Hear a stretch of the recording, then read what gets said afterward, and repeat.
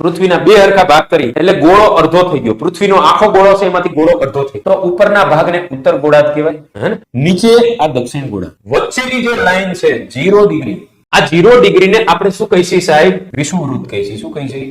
વિષુવવૃત્ત. આના બે ત્રણ નામ છે, બરાબર છે? ભૂમધ્ય રેખા આનું નામ છે. શું નામ છે? ભૂમધ્ય રેખા. આની ઇંગ્લિશની અંદર આનું નામ શું છે? તો કે ઇંગ્લિશની અંદર આનું નામ છે ઇક્વેટર લાઈન. તો આ 0 ડિગ્રી વિષુવવૃત્ત. વિષુવવૃત્ત કેવો આકાર ધરાવે છે? આવો તમને સવાલ પૂછે તો પરીક્ષામાં હાલો આપી દો, જવાબ આપી દો. આવી જાવ કુખાર ખેલાડી. તમને પરીક્ષામાં કોઈ આવો સવાલ પૂછે કે વિષુવવૃત્ત કેવો ગાણિતિક આકાર ધરાવે છે? એ ઓપ્શન હોય રેખા, રેખાખંડ, વર્તુળ, કિરણ. પછી ઉત્તરી ગોળાર્ધની અંદર સાહેબ 23.5 ડિગ્રીએ જઈશું. ઉત્તરી ગોળાર્ધ, ઉત્તરી ગોળાર્ધમાં 23.5 જાય તો આ છે આપણું કર્કવૃત્ત. કેટલા ડિગ્રી છે? તો કે 23.5 ઉત્તરી અક્ષાંશની અંદર, બરાબર છે? એ ગોળાકાર છે મારા ભાઈ બહેનો. વૃત્ત એટલે ગોળાકાર, આખે આખું ગોળ હોય, બરાબર ને? રેડી?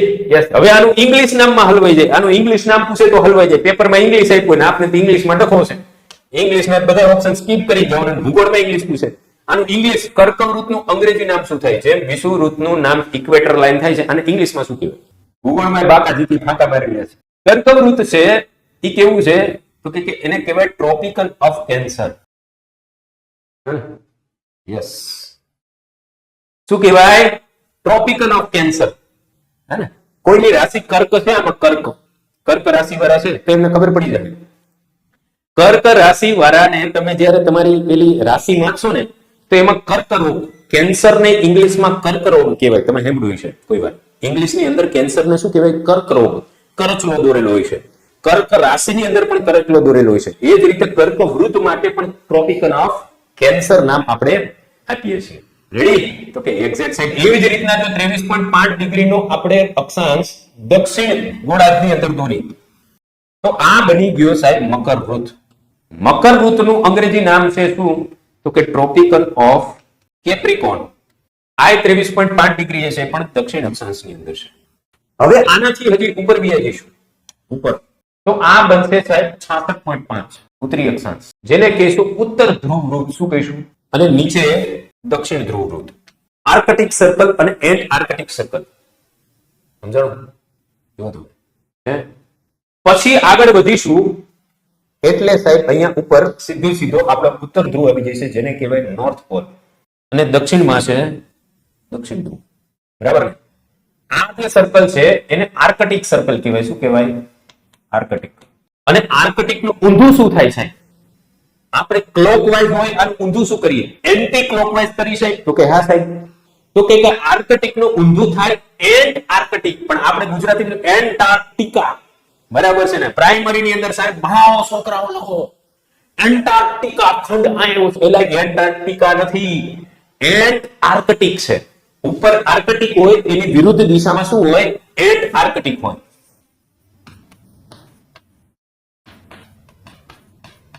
બરાબર ને? યસ.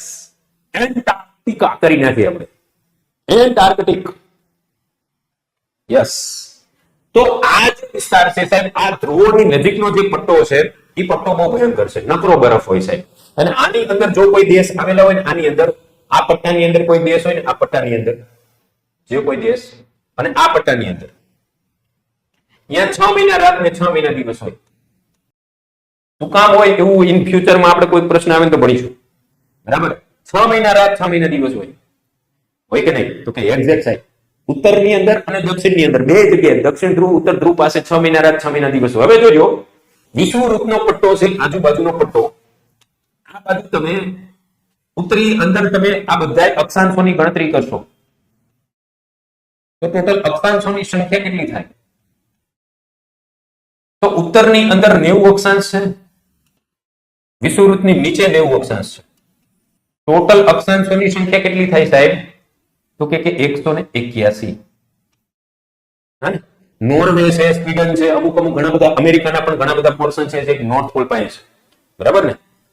181 છે. જો તમને વાસ્તવિક પૂછે વાસ્તવિક અક્ષાંશોની સંખ્યા કેટલી છે તો આ બંને અક્ષાંશ ન કહેવાય. આ ઉત્તર ધ્રુવ અને દક્ષિણ ધ્રુવ નીકળી જાય આમાંથી, તો 179 છે એ વાસ્તવિક અક્ષાંશ કહેવાય. જી જી જી ઓકે, લઈને આપશો, મજા કરો. યસ, તમને પરીક્ષામાં પૂછું, તમને પરીક્ષામાં આવો કોઈ સવાલ પૂછાય જોજો, ભયંકર હાઈ દિન સુધી તમે સાંભળો જ નહીં. આ વિષુવવૃત્તથી ધ્રુવો ની વચ્ચેનો સૌથી મધ્ય અક્ષાંશ કયો? વિષુવવૃત્તથી ધ્રુવની વચ્ચેનો સૌથી વચ્ચેનો અક્ષાંશ કયો? વિષુવવૃત્તથી ધ્રુવ ઉપર જાઓ, એમાં વિષુવવૃત્તથી અડધી લંબાઈનો અક્ષાંશ કયો? અડધી લંબાઈનો 4000 લગભગ કિલોમીટરની રેન્જ છે, 4 કે 40,000 કિલોમીટરની વિષુવવૃત્ત છે આપણી, એનો અડધો, એનીથી અડધી લંબાઈનો અક્ષાંશ થયો. વિષુવવૃત્તથી અડધી લંબાઈનો અક્ષાંશ કેટલામાં નંબરનો અક્ષાંશ હોય? ચાહે ઉત્તર ગોળાર્ધમાં હોય કે દક્ષિણ ગોળાર્ધ? આપો જવાબ. કેટલા નંબરનો, કેટલામાં નંબરનો અક્ષાંશ વિષુવવૃત્તથી અડધી લંબાઈનો હોય? આવું પરીક્ષામાં પૂછે તો હલવાઈ જાય કે નહીં મારા ભાઈ બહેનો? કોઈને ખબર છે? નહીં મને. તો એ 45 નો કરાય, અમુક શું કરે ખબર છે?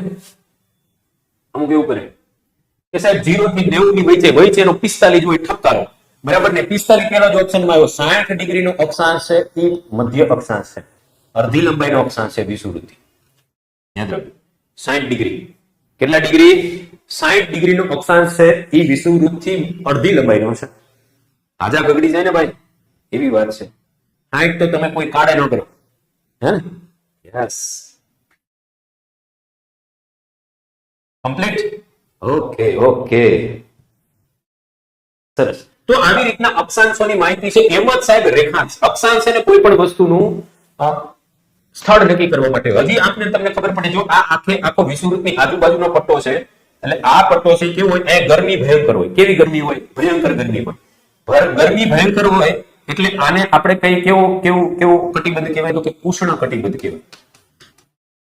ગરમી વિષુવવૃત્તની આ બાજુ કર્કવૃત્ત સુધી અને આ બાજુ મકરવૃત્ત સુધી ભયંકર ગરમી પડે એટલે એને ઉષ્ણ કટિબદ્ધ કહેવાય છે, બરાબર? પછી તમે ધ્રુવો પાસે જાઓ, ધ્રુવો પાસે તો અહીંયા ઠંડી ભયંકર પડે. ઠંડી પડે તો એને શીત કટિબદ્ધ કહેવાય. કહેવાય કે નહીં? અહીંયા દક્ષિણની અંદર ધ્રુવ પાસે ઠંડી ભયંકર પડે. ઠંડી એટલે શીત કટિબદ્ધ. કટિબદ્ધ એટલે ભૂગોળની ભાષામાં કોઈ વિસ્તારને ભૌગોલિક ભાષામાં કટિબદ્ધ કહેવાય, બરાબર? યસ. જો વચ્ચેનું એ ના તો બહુ ગરમ ના તો બહુ ઠંડુ, તો બેનું મિશ્રણ રાખી દીધું. સમ ઉષ્ણ, સમ શીત, સમશીતોષ્ણ. આની સંધિ તમે છૂટી પાડો તો સમ ઉષ્ણ અને સમશીત થાય, બરાબર? સમશીતોષ્ણ કટિબદ્ધ, નહીં ઠંડુ નહીં ગરમ. સેમ એસ અહીંયા પણ એવું છે. જો વચ્ચે જાઉં તમને, એટલે આવા નામ રાખેલા છે. આપણે આને ગોખી ઊંધા પડી જાય છે, બરાબર? ગોખી મરી ગયા બાપુજી, આવું બધું જો અમને આવડે છે. આ અક્ષાંશ તો થઈ. એવી જ રીતના રેખાંશ હોય. રેખાંશ કેવી રીતના હોય સાહેબ? તો કે રેખાંશ અર્ધગોળાકાર હોય. આ એક ધ્રુવમાં જ નીકળે બીજા ધ્રુવમાં જાય, આવી રીતના હોય. આવી રીતના અર્ધગોળાકાર હોય ફરતી બાજુ. રેખાંશ કેવો હોય? આખો ગોળ ના હોય, એ અર્ધગોળાકાર હોય. કેવો હોય? અર્ધગોળાકાર. આવી રીતના અર્ધગોળાકાર હોય. રેખાંશનું કામ છે ને સાહેબ, રેખાંશનું કામ એ સમય નક્કી કરવાનું છે. શું સમય નક્કી કરવાનું? 0 ડિગ્રીનો રેખાંશ, આપણી પાસે 360 રેખાંશો છે, હે? 0 ડિગ્રીનો રેખાંશ છે 0 ડિગ્રી, અને કહેવાય GMT, Greenwich mean time. Greenwich શહેર છે ઇંગ્લેન્ડ, અને અહીંયાથી સમય નક્કી થાય. 0 ડિગ્રીના રેખાંશથી સમય નક્કી થાય. 0 ડિગ્રીથી આ બાજુ પૂર્વ સાઈડ બધાય સમયમાં આગળ, પશ્ચિમ સાઈડ બધાય પાછળ. ભારત છે 82.30 અથવા તો 82.5 ડિગ્રીનો જે રેખાંશ છે એ ભારતની ઇન્ડિયન સ્ટાન્ડર્ડ ટાઈમ લાઈન છે. ભારતનો સમય આ આધારે નક્કી થાય છે, બરાબર? ભારતની અંદર જો મિર્જાપુર પાસેથી એક્ઝેક્ટ પસાર થાય. આવી રીતના 62.5 રેખા આપણી પસાર થાય છે. 62.5. હે? Yes yes yes. એની અંદર યુપી આવે છે, યુપી, એમપી આવે છે, છત્તીસગઢ આવે છે, ઓડિશા આવે છે, અને આંધ્રપ્રદેશ આવે છે. એક્ઝેક્ટ અહીંયા મિર્જાપુર નામનું શહેર છે. મિર્જાપુર સિરીઝ જોઈને તમે, મિર્જાપુર પાસેથી આપણી ઇન્ડિયન સ્ટાન્ડર્ડ ટાઈમ લાઈન પસાર થાય છે, બરાબર? બ્રિટન કરતા કેટલા આગળ છે? તો કે 5.5 કલાક. કેવી રીતના? તો કે બે અક્ષાંશો વચ્ચે અંતર 111 કિલોમીટરનું. એવી જ રીતના એક રેખાંશ ઉપરથી બીજા રેખાંશ ઉપર જવું 4 મિનિટ લાગે. કેટલા મિનિટ લાગે? 4 મિનિટ. તો બ્રિટનમાં 0 ડિગ્રીનો રેખાંશ છે, આપણે 82.5 નો છે. તો એક રેખાંશ ટપતા 4 મિનિટ લાગે, 82.5 ટપતા કેટલી લાગે? 330 મિનિટ થાય. 330 મિનિટ એટલે 5 કલાક અને 30 મિનિટ થઈ. ભારતની અંદર બ્રિટન કરતા 5.5 કલાક સમય આગળ હોય. અત્યારે જેટલા વાગ્યા છે એના કરતા 5.5 કલાક સમય પાછળ આવી શકે. જો આટલું મસ્ત કોન્સેપ્ટ થી સમજાવી દે તો ભાગી રહ્યા છે. આમ પછી કે ભણાવતા ક્લાસ હકાવાશે આમને તો, હે આમને તો પૈસા ખંખેરવા છે. એકેડેમી વાળા તો પૈસા પડાવી રહ્યા છે, પણ મફત ભણાવી રહ્યા હોય ત્યારે ફી લ્યો તો કે પૈસા ઉઘરાવી રહ્યો છો, એજ્યુકેશન માફિયાઓ છે. ભલા મારા ભાઈ યુટ્યુબ માં 50,000 વિડીયો અપલોડ કર્યા છે. ઈ જોઈ મારા યુપીએસસી પાસ થઈ ગયું છે. પણ જોઈ લ્યો તો આવું આખું અક્ષાંશ રેખાંશ નું ચિત્ર છે મારા ભાઈઓ.